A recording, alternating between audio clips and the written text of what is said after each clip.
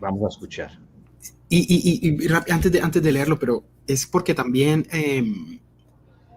mi, mi, mi, yo tenía muchas ambiciones, pues, con el libro, ¿no? Una ambición es, primero, que se sienta como que el lector está escuchándome hablar, que estamos conversando en una mesa de un lugar, ¿no? Y la otra ambición era, como tú más o menos lo mencionabas, que es como, sí, suena un cliché, ¿no? Pero como explorar la memoria, ¿sí? Porque, pues, digamos, la memoria es lo único que tenemos, ¿no? Yo creo que, digamos, la lectura de Marcel Proust, por ejemplo, ejerció un influjo muy grande sobre mí. O la lectura de un escritor Que uruguayo que este es adoro. otro año Proust. Este es otro año Proust.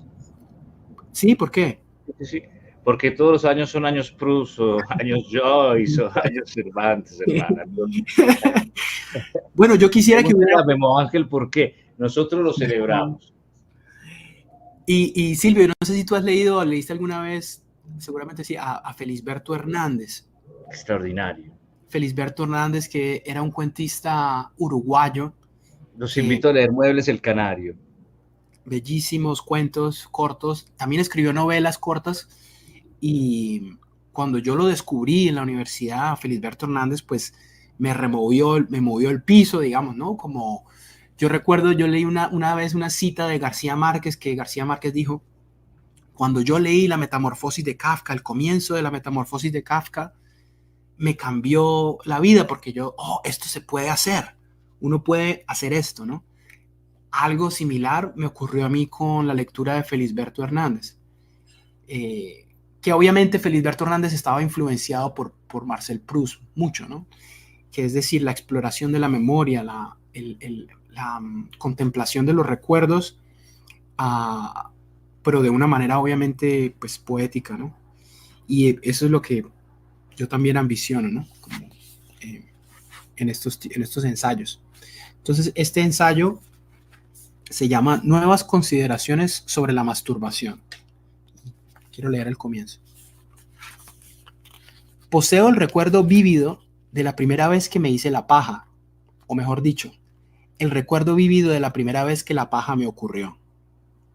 Se trata de un acontecimiento tan definitivo e indeleble en mi memoria como la primera vez que me emborraché con aguardiente, mi primer beso o la primera vez que tomé LSD. Es decir, ese día la realidad cambió, la vida se expandió. ¿Cómo era posible que este éxtasis secreto, fugaz y a la vez inmenso existiera al mismo tiempo en el mismo mundo en el que la vida continuaba tan apacible y desapercibida, con sus buses al colegio, los odiosos huevos pericos y los noticieros de televisión? Nunca, antes de aquel día, había recibido noticias claras y distintas acerca de la existencia de la masturbación. Por eso digo que no salí en pos de ella, sino que fue ella la que me encontró a mí. Si bien por entonces yo ya estaba muy al tanto del amor romántico y la melancolía que lo acompaña, antes de cumplir los 10 años ya me había enamorado perdidamente al menos 3 veces.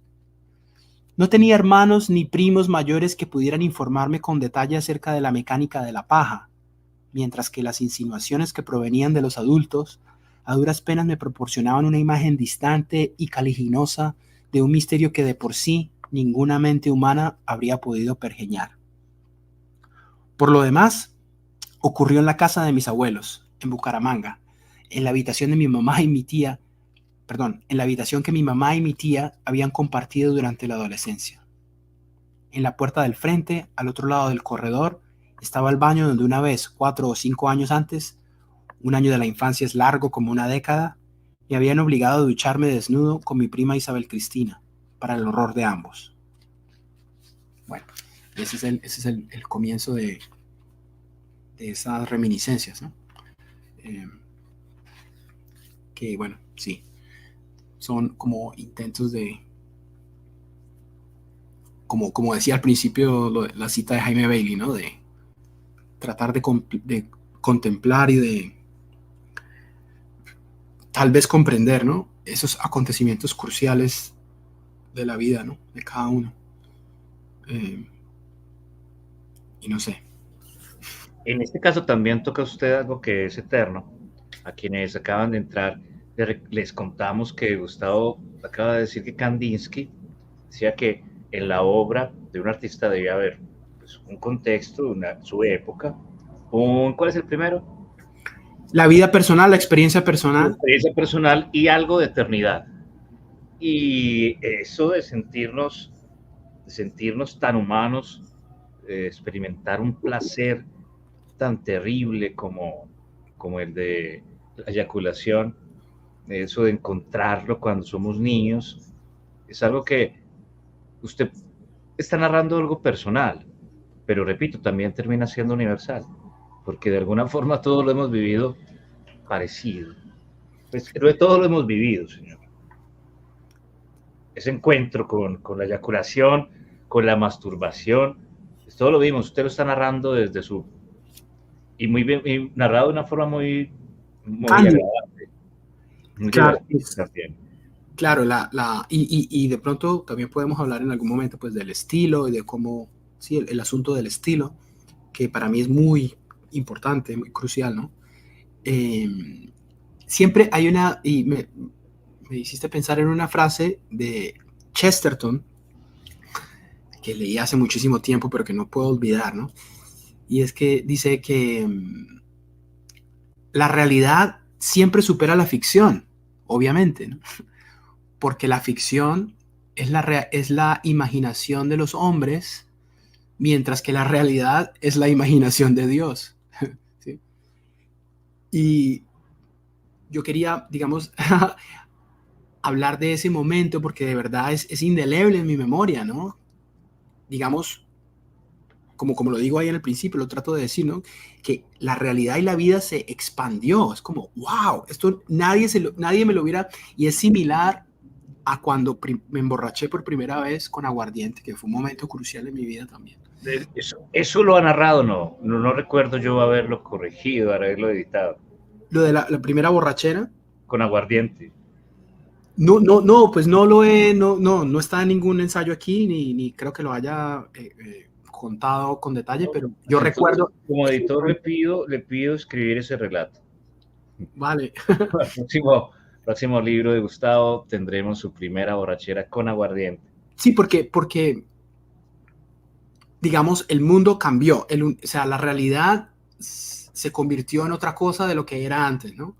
Tú nunca te hubieras, y no sé si los oyentes o los espectadores hayan alguna vez, por ejemplo, probado el LSD o el ácido o los hongos o el yagé o cualquier otra droga de expansión pues de la mente, psíquica, mística, lo que sea. Pero es imposible describirle a alguien con palabras lo que se siente hasta que la persona no lo experimenta, ¿no? Yo recuerdo con claridad tanto la primera vez que estuve borracho con aguardiente, yo tenía 15 años, y la primera vez que probé los hongos, que tenía por ahí 19 años, ¿no? 20 años. Y nadie me hubiera podido explicar o describir lo que eso implicaba, ¿no? Es como, oh, Dios mío. Claro, la realidad no es lo que yo pensaba que era, ¿cierto? Y por eso esos momentos fundamentales, ¿no? Cuando uno es niño, que, digamos, y también podemos hablar, digamos, Silvio, tú que además pues, eres poeta y cuando uno se da cuenta de que la vida es finita, de que la gente se muere y de que tú te vas a morir, ¿no? Y esa vaina es como, wow, ¿cómo así? ¿Cierto? ¿Cómo así? Esto no me lo explicó nadie me contó este cuento de que yo me iba a morir también, ¿no? Y cambia la vida, y cambia la percepción de la realidad, se expande todo, ¿no?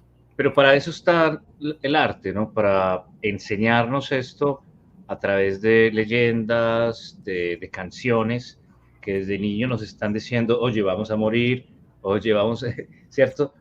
Aunque me cueste morir, no dejaré la bebida, dice el bohemio del centro. ¿Qué dice el parrandero del carnaval? Dice, este es el amor, amor, el amor que me divierte cuando estoy en la parranda, no me acuerdo de la muerte. Bellísimo. Usted, usted dice, en el sexo tiene un misterio eterno Ujú. y a través de la memoria exploro esto que he vivido para contarlo como si pudiera grabarlo en una cueva, pintarlo en una cueva. Decimos, hemos salido de la cueva, Gustavo, desde hace mucho salimos de la cueva y en estos días, perdona ahora por hablar de mis reflexiones, pero es para provocar la reflexión, el diálogo. Pensaba que la caverna de Platón, el mito de la caverna de Platón quizás esté un poco mal interpretado en cuanto a que siempre buscamos la trascendentalidad del mito. Ujú. Entonces hablamos más del mito de Platón, del mito de la caverna, de lo que queremos pensar que dice, que del hecho en sí, que es salir de la caverna y ver la luz. Y de lo que tiene eso de antropológico, ya no solamente de filosófico. Porque cuando Platón dice, salimos de la caverna, hay que salir de la caverna, la metáfora es, hay una caverna, donde hay mucha gente que porque tiene la luz adentro cree que esa es la única luz. Pero cuando sale de la caverna y encuentra otra luz, ¿qué pasa? Le da miedo, ¿cierto? Pero es que esa es la evolución. Ujú. Hay antropólogos que, que nos cuentan de la terrible noche del ser humano en las cavernas, del terror que padecimos, de lo que construimos como especie, de esa caverna útero en la que nos daba protección y de lo difícil que fue salir de ahí. También, también nos cuentan que como el varón salía a cazar, que era lo que pintaba, y la mujer se quedaba adentro, invitamos a que nos contradigan que nos digan que no, que la mujer era la que salía o lo que fuere, pero contradíganos, por favor. Pues en la memoria, en lo que repetimos, hoy, después de que salimos de la caverna y que tenemos imprenta y tenemos wifi o wifi en todas las casas, pues repetimos lo mismo, esa búsqueda de rasgar en algún algo, en Ujú. una tesa, en una piedra, nuestro nombre, un símbolo que nos haga decir, por aquí pasamos, por Ujú. este centro de Medellín pasamos y por eso grafiteamos. Su Ujú. novela tiene eso de antropológico, yo pasé por esta escuela que es la calle, que es la vida, que es la literatura, que es la música, porque tu novela está llena de música, de filosofía, de libros, no de forma pedante, quiero recordar, decir a los oyentes, porque no es un ensayo de Villegas, ¿cierto? No es una necesidad de hablar de lo que has leído por quedar bien con el comisario, sino porque está en tu entender que es parte de una experiencia vital, como salir a cazar, como o salir a recoger frutos y semillas. Esa caverna que puede ser la infancia de la que sale el niño y encuentra todas estas cosas que lo sorprenden, la sexualidad, el alcohol, pues, la literatura, la filosofía, el arte, ¿cierto? Mm, es Medellín en tu novela, pero también en los ensayos son otros lugares del mundo donde has vivido, por ejemplo, New York.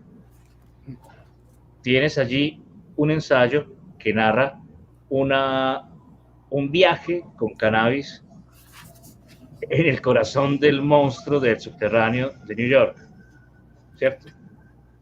Sí, sí, es otro ensayo que se publicó en La Emboscadura sobre, eh, digamos, yo quería marcar pues el día en que se legalizó la marihuana en el estado de Nueva York, donde yo vivía. Ya no vivo en Nueva York, pero viví en Nueva York por 8 años. Y yo, digamos, tú lo sabes también, soy una, ¿cómo se dice? Un gran, ¿cuál es la Usted palabra? es un defensor, en algún momento yo que era activista del uso de sustancias, del activista de las libertades. Claro, de las libertades y y sobre todo antagonista de la mentira y de la mojigatería, ¿no? Y también, y conectando con Medellín otra vez, ¿no? Que, digamos, viviendo en Medellín y siendo colombiano, ¿no?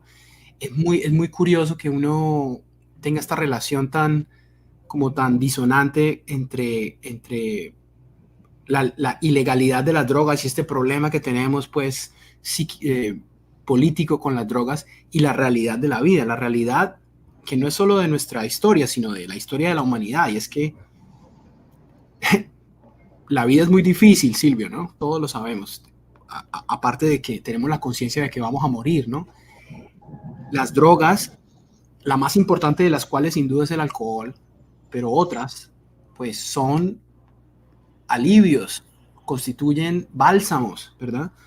Eh, en mi caso particular, mi relación con la marihuana Y es también infiernos, obvio, claro, en el exceso y en la adicción. que también los narra en su novela y en sus relatos. Sí, por supuesto, Porque pues, por decirle a los lectores que no es únicamente uno, oh, qué bello es esto, no. También se narra el infierno al que se puede entrar a través de estos bálsamos. claro, claro, pero es que, o sea, el infierno es la conciencia propia, ¿no? El infierno es también la realidad. Estos son, leías o me contaron hace tiempo una especulación de cómo piensan, ¿no? Qué sé yo, los antropólogos o lo que sea, de cómo los humanos encontraron el alcohol, ¿cierto? Que probablemente fue que un nómada iba caminando por ahí después de una tormenta en la que se cayó un árbol, se tumbó un árbol, y en una cuenca pues del árbol que tenía unas frutas, probablemente qué sé yo, unas uvas o unas manzanas, se mezcló con el agua de la lluvia de la tormenta y se fermentó por unos días, por una semana, lo que fuera. Y este cromañón, este nómada, se acerca y pues ve agua y tiene sed y bebe. Y era muy guarro, y todo hay que decirlo, y era muy guarro, y Pues se tomó esa porquería. se tomó esa porquería, pero esa porquería lo embriagó y lo conectó con el cosmos. O sea, ese es el origen de la cultura, Silvio, ¿cierto? Tú sabes que los ritos de Dionisio en antigua Grecia son los que dieron origen al teatro, son los que dieron origen a la poesía, básicamente, ¿no? Entonces, Bueno, eso es una cosa muy, muy, muy profunda que nosotros no podemos, porque somos modernos y porque vivimos en 2024 y hay drogas sintéticas, entonces nos creemos que estamos por encima de esos misterios. Pues no, ¿cierto? Por ejemplo, lo que pasa, por ejemplo, también con los hongos, y es que los humanos evolucionaron, ¿cierto? Los seres vivos evolucionaron evolucionamos. No se saque de ahí, no se saque de ahí. en paralelo a las plantas, ¿cierto? Entonces, una de las razones por las cuales los hongos alucinógenos, la psilocibina, por ejemplo, nos producen las sensaciones que nos producen, es porque cuando los consumimos, llegan por el flujo sanguíneo, llegan al cerebro y son compatibles con la sinapsis de los humanos, o sea, y entonces digamos que se inmiscuyen ahí entre la sinapsis esas moléculas de psilocibina, y eso es lo que nos produce llamémosla lo que sea, el viaje o la traba o lo que sea, ¿no? Pero eso es muy profundo, eso lo han sentido los humanos, bueno, desde tiempos inmemoriales, ¿no? Probablemente. Usted decía que, perdón por quitar la palabra, pero estoy acá para eso. Esa es mi única función. Saludamos a los oyentes, le pedimos que escriban sus comentarios, que compren la novela. Faltan pocas por vender, 3, y luego viene la segunda edición. Decía usted que es difícil que alguien le hubiera hablado o enseñado que era vivir el erotismo o una borrachera o un viaje de hongos o de LSD, pero el arte sí nos ayuda al menos a estar preparados